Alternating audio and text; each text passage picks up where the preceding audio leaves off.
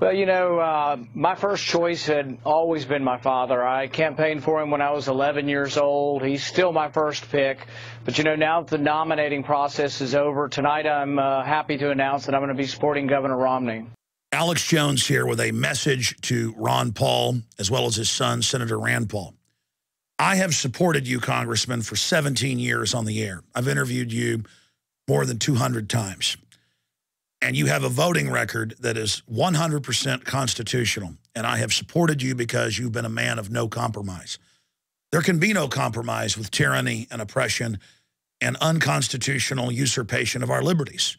You know that. And I watched the last few months in horror, knowing how the delegate process works, as your campaign encouraged your supporters to build up the biggest delegate count they could to supposedly take over the nomination. And to now see you come out and say, we're still going, but be respectful, and yes, I can see we won't get enough delegates, taking wind out of your own sails and out of our sails. And at the same time, have your son, Senator Rand Paul, come out and with pleasure endorse Mitt Romney. It's painful to watch. What did you expect to happen from this? Well, you're very politically smart. You knew it would blow up in your face.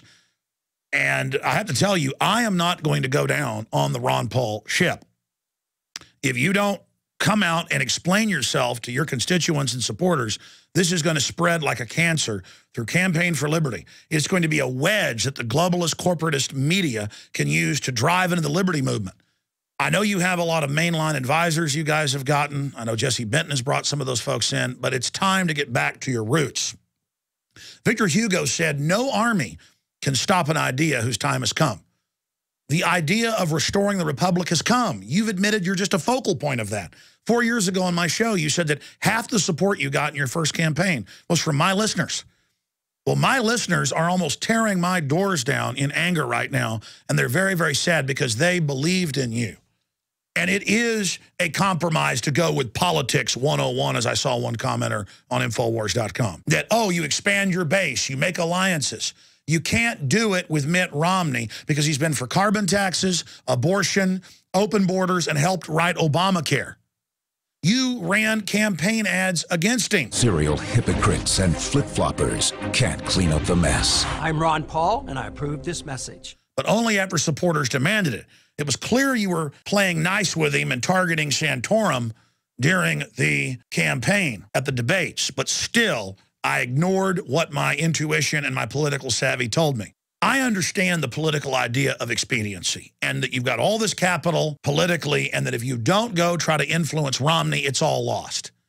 That's the thing. You're not going to be able to influence Romney. And 6 months down the road, if he unseats the tyrant Obama, he will continue doing what the very same globalist special interests want. And now your wagon and Rand's wagon is hooked to him. But I met with him recently. I had about a 30-minute meeting with him. One of the big issues is auditing the Fed. We think there needs to be more transparency to the Fed, and this is something that Governor Romney was supportive of. I'm not going to spend my time going after Ben Bernanke.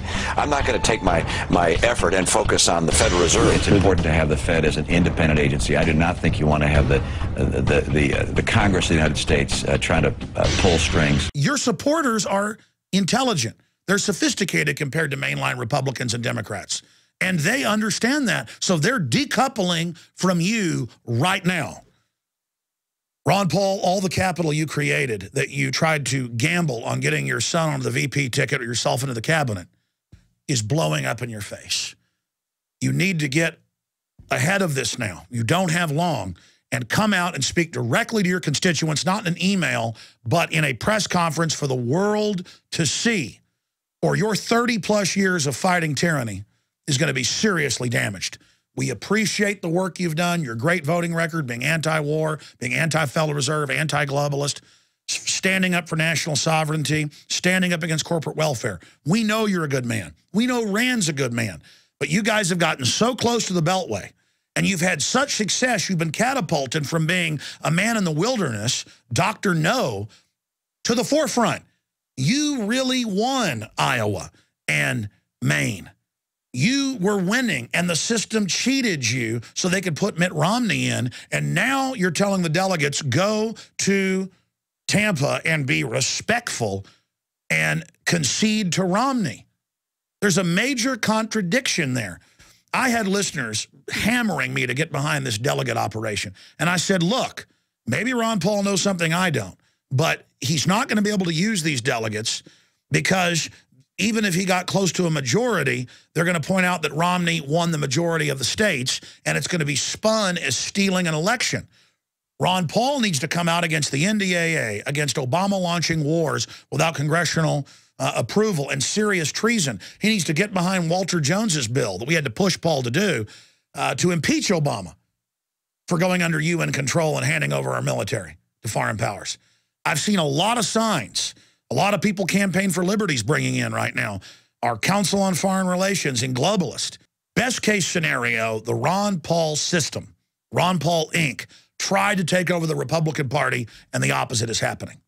Worst case scenario, they've been listening to some Benedict Arnolds inside and have absolutely fallen into a trap. I'm ashamed that I didn't listen to the voices warning me in the last 6 months and pointing out this trail of many betrayals that we've been witnessing leading up to this larger betrayal. Ron Paul, you know that tens of millions of Americans have broken their backs out there knocking on doors and making phone calls and donating and giving money and fighting on the internet for you because you were no compromise. And now to engage in old-fashioned political merger with Romney and all the things he's done, even if you have a good reason for it, it's not going to sell with your constituents. And to watch you mortally wounding the movement that you helped build is very, very sad.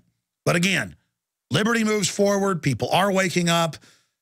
It's just that I wanted Campaign for Liberty and your dynasty that you helped create politically to move forward and be even stronger in the future. That's why I encouraged Rand when nobody was supporting him to run for the Senate. His first contributions came from my audience in Kentucky. The people that first made up his original campaign staff were my listeners who moved from Texas and other areas up there to support you. Then the Republican insiders tried to sabotage you. Then the Democrats did. And later when you beat them, they came to you with a handout and you began to walk down that road with them. It's not too late, Rand, to turn back. It's not too late, Ron, to turn back. Don't destroy yourselves. You have been warned. I live here in the grassroots where the rubber meets the road. And I'm telling you, what you're doing has gone over like a Led Zeppelin. You're going to be betrayed. You're from Washington. You guys claim to be statesmen and not politicians, but you're jumping in bed with some of the most duplicitous, oily people the world has ever seen that are bought and paid for by the big mega banks. It's time to put the chips on the table. The people that made you what you are politically today are all watching. And you're getting a second chance. Don't blow it. From a friend and a supporter, I'm Alex Jones signing off from the front lines of the info war, Austin, Texas.